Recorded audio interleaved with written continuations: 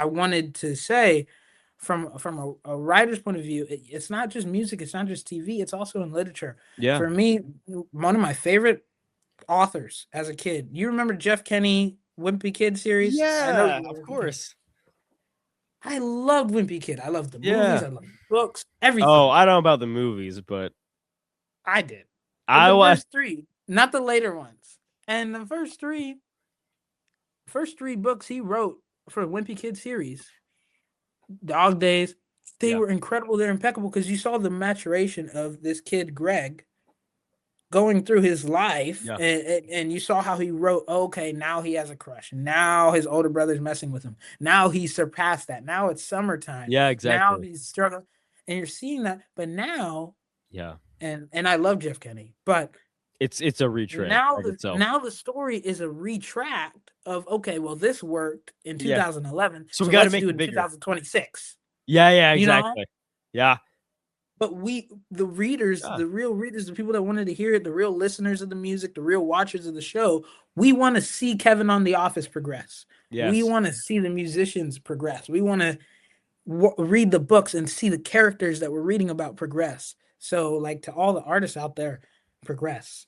Just Yeah. keep progressing. Yeah, Because stop the it's flameization. funny because I remember that, yeah, the first three books, and then I remember buying the book The Wrecking Ball, and literally in the book, it all makes sense, but literally their house gets taken out by a wrecking ball, literally, and it's such a ridiculous moment that makes sense technically. Like it's not like it's out of nowhere.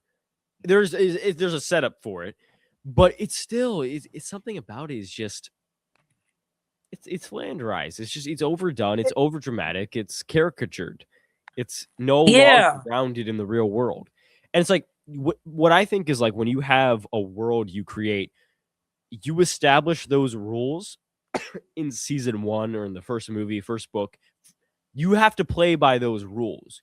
You can't switch up the rules just because you feel like it. And when you Or do just that, because the numbers are high. yeah, exactly. And then when you do that, you end up just debasing yourself, debasing not what you stood for necessarily, but what you put out in the world. Like, You decentralize the art. yes, like for instance, like a good example again, Drake. Like he started off as making he set his ground rules, and then he just went through and he broke every rule he laid out, which is, and then there's two like subsets of rule breaking. There's the rule breaking that works, but that's not really rule breaking. It's more like just pushing limits. It's like, I'm going to try something new. I want to see what this is. And I love that because the more and more they push that limit, they end up out of bounds. You end up Yeah. out of bounds. And now Yeah. you're not even telling a story anymore. You're not even writing the character of Kevin in The Yeah. Office. You're not even making the music that you started making. You Yes. are making something else, chasing numbers, because you've lost the central. You've completely Yeah. decentralized your art. Yeah. Yeah. Because there's a difference between that and then, yeah, taking that risk to allow something to naturally evolve on its own. Yes. Like, for instance, like Kevin. Like, if they had just allowed Kevin to naturally grow up as a character and maybe have some interesting character development in moments, we would maybe look at him totally differently. But we view him as this one-dimensional goofball. Like, we don't view him as having any substance. Yeah.